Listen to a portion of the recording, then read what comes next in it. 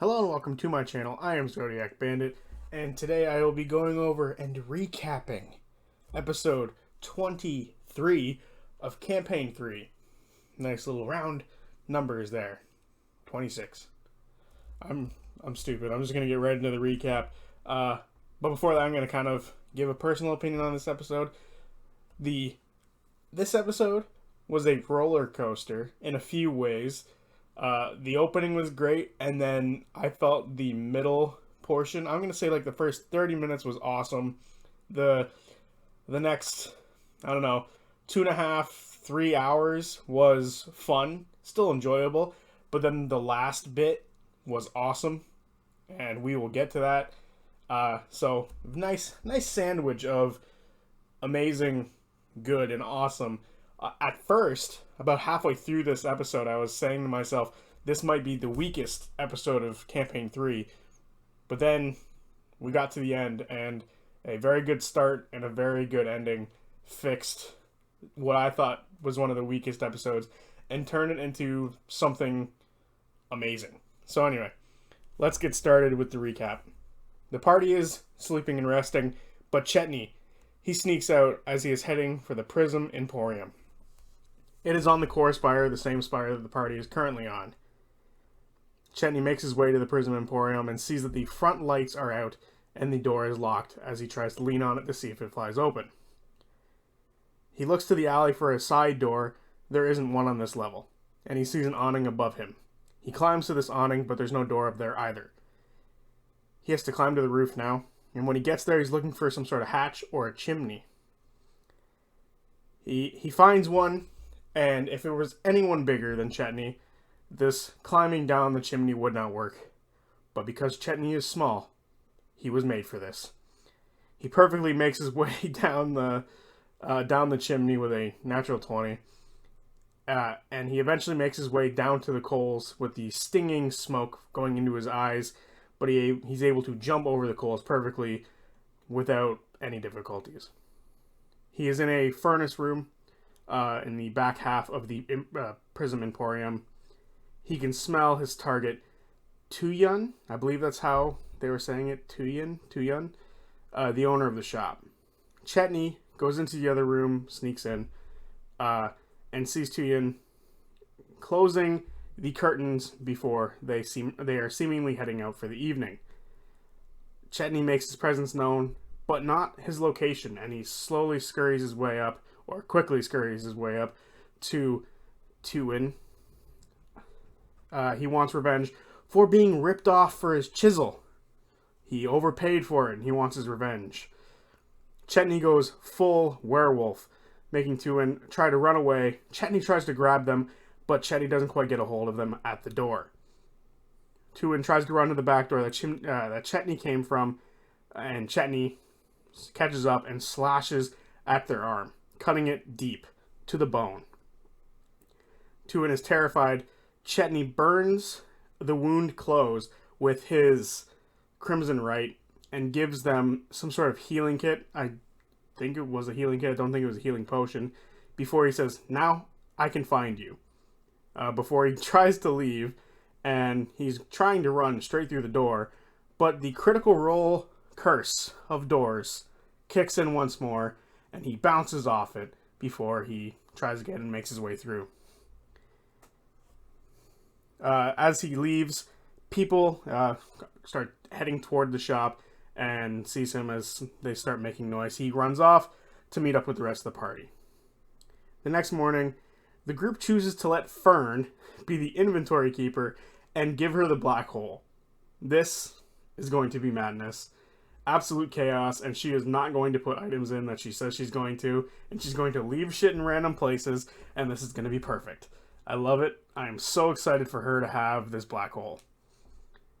After they decide to mess around for a bit with this black hole and kind of see its limitations and what it can do, they learn how long they're able to sort of chill inside the black hole when someone picks it up. And they also, mess around with the hearing capabilities. If you can hear outside and in, you can only hear the people on the outside. You can't hear what's inside, just like how you can't see what's inside, but you can see what is out. And they also learn if something is halfway in between when you go to pick it up, it will completely cut it, like right in two, which is, I can see a few fun death scenarios happening here, especially if they throw it on the side of a wall and just, mastodor bull fighter it and have someone charge into them. They dodge and they close it. That would be vicious. Orem also gives the alert horn, the silent alert horn to Chetney as he sneaks off ahead before everyone else when he turns invisible. And Chetney earlier also put some good fashioned rogue, his rogue level, to good use with that expertise, I'm sure. So hopefully he does good with this horn as well. After this messing around portion, they go to Lord Esteros, where he has given them some cookies, and then they show him the black hole and take the statue back. He is not happy about the black hole, but he is happy about the statue leaving. Before he kind of sends them on their way to the skyship, Fern asks if there was something more between Lord Esteros and his old patron. He flat out ignores this and sends them on their way. They take their last gondola ride to the skyport, which is on a different spire.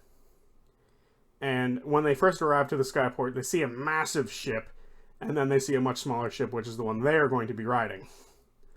They get onto the ship where they meet the first mate, and then very quickly thereafter meet the captain. The captain is a tiefling, bluish gray, with tattoos, completely bald, and have the tattoos are under their eyes, and they're sort of, dagger shaped.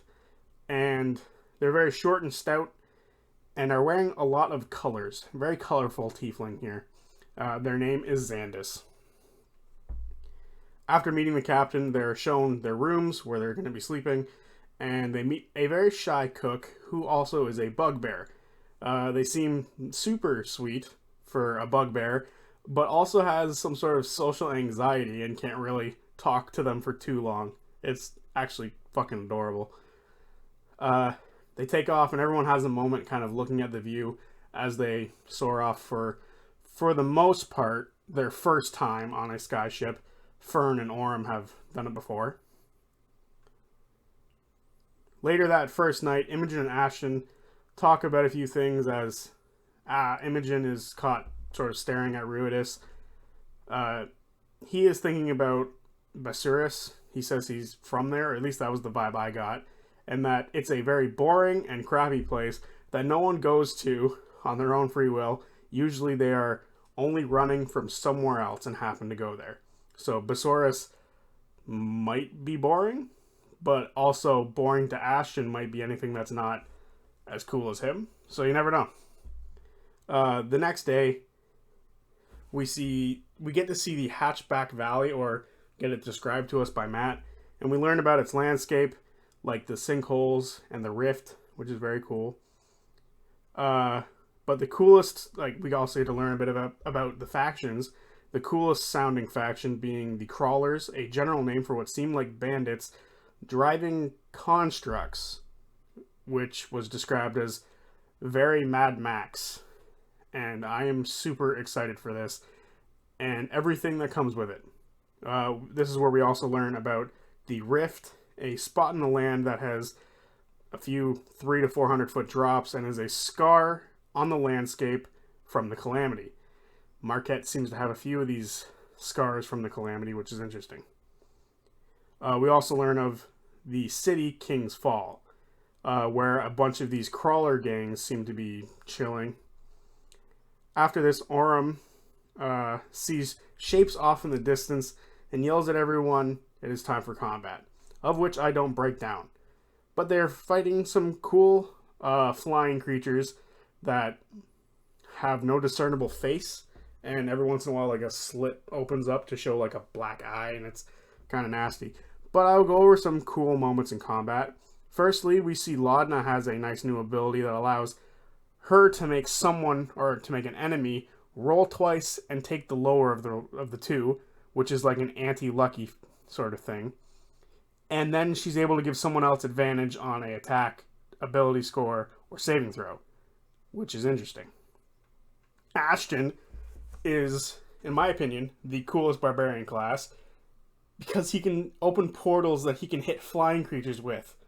That is one of the worst parts about playing barbarian, when the dragon is flying around and you have no range. So this is perfect for that. And I think this is one of the most interesting things. I don't think we've seen, I think he said he rolled space for his rage, which I think this is the first time we've seen space. Correct me if I'm wrong on that, I might be. But that's interesting. And I'm super excited to see more of these things as he levels up. This class seems to have so much variety as he levels, because I'm sure each level or each subclass level that you get an ability from seems to have to detail each of these things for rage. So I'm very excited to see what each of them have as he levels up.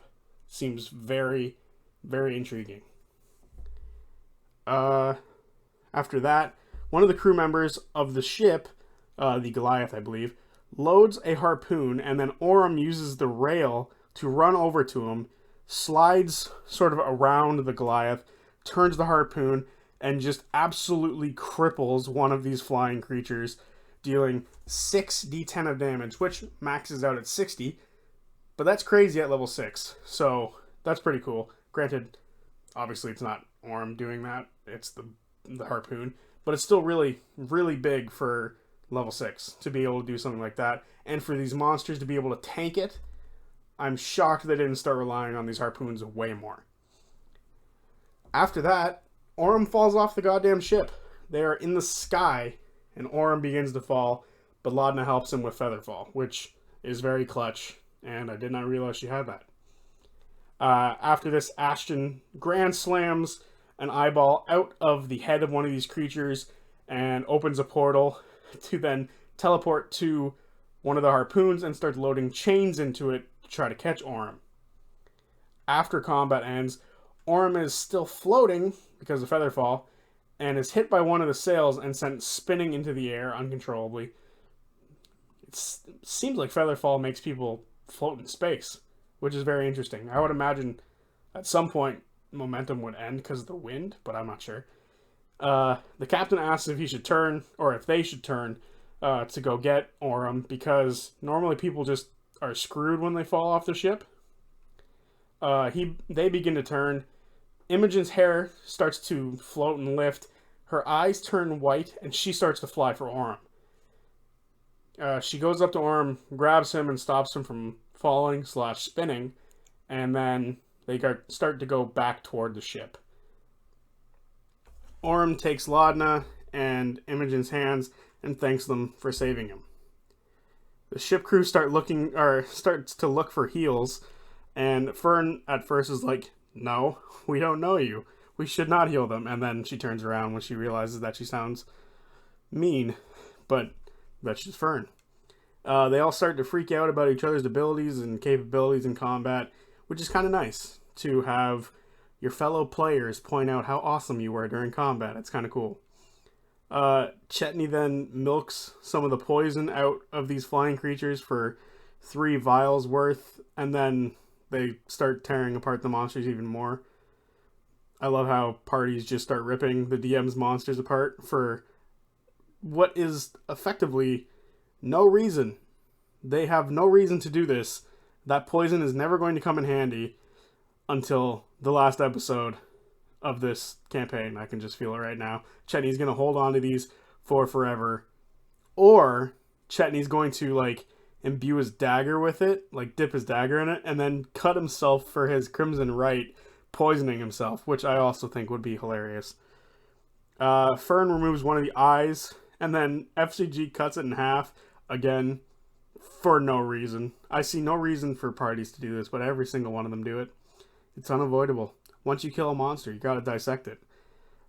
They give all this shit, except for the poison, to the cook, and the cook isn't really sure what they're going to be able to do with it.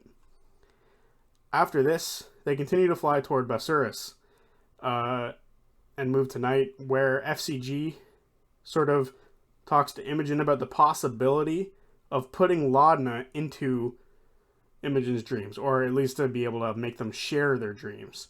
Laudna joins the conversation as she is in the room, continuing talking about this possibility, and they come to the conclusion that the best time to try might be when Ruidus is at its peak. Fern, after they go to bed, Fern sneaks in and takes Sashimi, which is Laudna's puppet, places a hair pig that she made out of the hair on her legs, or at least they all hope it's her legs, and places it with Pate and Sashimi, and she makes them in a sexy pose as if they had just had sex. And Laudna doesn't hear any of this. And then when she wakes up, she's very happy about this, about their, as she put it, role play. And then she thinks that they now have souls. Or at least she thinks they have souls, which could lead to crushing defeat or reality eventually. So at some point, I hope someone imbues souls into these goddamn things. That way, Laudna doesn't feel crushed. As they continue to travel, we see more elements of the Hatchback Valley. More drops in the landscape, the sinkholes, and what looks to be like roads cutting through this massive valley. So it's not like totally like you're fucked if you end up here. There's a road. Off in the distance, they see a small cloud of dust on the ground level, and there are things moving inside it. I would imagine these are some of the crawler gangs, and it is, again, invoking some serious Mad Max, and I hope to God we get a badass mini fight on some of these constructs, because that would be really cool. But maybe later down the line, because apparently these crawler gangs are kind of serious. They might be a little too much for them to handle right now, but we don't know. After this, Laudna and Imogen talk about their journey, the same journey. They traveled on the same sort of path, but they're comparing it to now, and it was, much longer in length beforehand when they didn't have a skyship. They then talk about the pressure of being in a group. Imogen then tells Laudna that she still has the crystal from the Shade Mother, and that it helps her feel safe at night. Laudna gets worried about this and gets a strange feeling down the back of her neck. Laudna tells Imogen that the crystal has control over her, just like how Delilah kind of has the same thing over Laudna, and Laudna kind of opens up about the fact that in the Heartmoor, Delilah made an appearance to kind of push her on to keep going. Before Laudna gets another strange feeling from this crystal or about this crystal, Imogen disagrees that it's not doing anything to her and that it has no control over her, and she thinks that it just makes her feel safe, but then goes on to say that maybe she feels a bit more impactful because of this crystal. She begins to question maybe her flying capability came from this crystal rather than just her own abilities. Laudna gets another feeling and tries to get Imogen to give her the crystal, which she does, but says, "Don't do anything to it." She touches it and gets a cold sensation from the bag with the crystal inside. Then she dips it out onto her hand, and she kind of clutches it, and she starts to get a warm feeling, and then gets tunnel vision. She becomes super focused on this crystal, and then sort of gets pulled into it, where Delilah then pops up and says that she will take care of the crystal. Laudna tries to let it go and reaches out to Imogen, and then a huge warm pulse goes through Laudna, and she opens her hand, and the crystal is now broken. Imogen, very upset, looks at Laudna and says, "You lied." And she Laudna then kind of reaffirms that she didn't do this, that it was Delilah or something else, and we kind of get left on a upset note from Imogen as she goes back to her room, unclear about what's going on between the two of them now, if Imogen still truly blames Laudna or not. Laudna then asks Delilah what the hell she did, where Delilah says she took care of it and thanks her for it, and that's where the episode ends, which is fucking insane. I am super excited about Delilah, and then Taliesin has to pipe up and says, if you want to destroy Whitestone, this is how. So I think even Taliesin is like going into Percy mode for a minute and thinks if Taliesin ever hears about Delilah, Taliesin has to come back. And I think that's awesome. And I hope it does happen because sorry, not Taliesin has to come back. Percy has to come back. And hopefully that happens because if Percy comes, I think we might get a few members of Vox Machina to kind of show up. So you never know. That would be nice and fun. But that is all for this week. Like I said, started off really good with Chetney and then finished really, really strong with Imogen, Laudna, and Delilah. So super excited about all that. Can't wait to dive deeper into this potential strain on the relationship of Laudna and Imogen and how they're going to either overcome this or have to stand on opposite sides of the group from now on. So that would be interesting to see. Highly doubt they're going to be alienated from each other. They're going to patch this up. So, yeah, loved this episode. Like I said at the beginning, to me, this episode felt kind of weak in the middle. And I was starting to get the feeling that this might be, if I had to rank every episode so far, this might be in last. But with the ending and the beginning, no. This is a great episode, and it might be in my top 5 of episodes because you get lulled into that false sense of this is going to be a relaxing episode, nothing major is going to happen, for you to get bombs dropped on you from everywhere. So, very cool, very fun. Can't wait for next week. So, I'll see you guys Tuesday with my next video. Peace.